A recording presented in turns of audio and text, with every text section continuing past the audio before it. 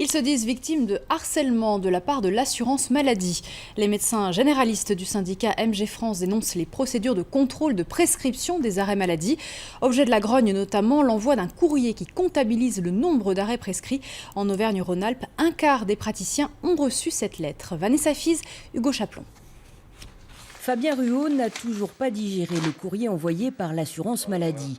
On y mentionne explicitement 3 patients pour lesquels des arrêts maladie ont été prescrits et on lui suggère poliment une évaluation des situations. Si vous le souhaitez, vous pouvez échanger avec un médecin conseil de l'assurance maladie afin d'examiner leur situation et apprécier si ces arrêts successifs sont bien adaptés à leur état de santé. Hormis le fait de ce côté, cette souffrance, comme si on faisait mal notre travail, c'est ça en fin de compte, qui nous blesse.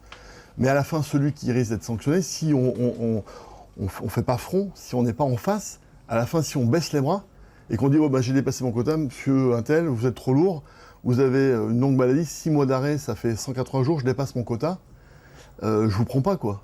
Comme Fabien Ruot, 1200 médecins généralistes sur les 5000 que compte la région Auvergne-Rhône-Alpes ont reçu un courrier similaire courant juillet.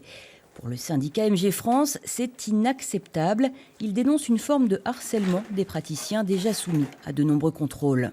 Là, il n'y a aucune référence au motif de l'arrêt ni à la durée. Et donc les médecins se disent, soit il y a un droit à l'arrêt de travail parce que c'est justifié médicalement, soit il n'y a pas de droit. Mais s'il y a un droit, qui doit s'en occuper? Nous, les médecins généralistes, de façon prioritaire. Et si nous le faisons de façon raisonnable, pourquoi est-ce qu'on vient nous poser des questions? Pourquoi il y a cette intrusion dans le dialogue qu'il doit y avoir entre le médecin et le patient? L'assurance maladie s'est fixé pour objectif en 2018 une économie de 100 millions d'euros sur les indemnités journalières. MG France n'entend pas que cela se fasse au détriment des patients.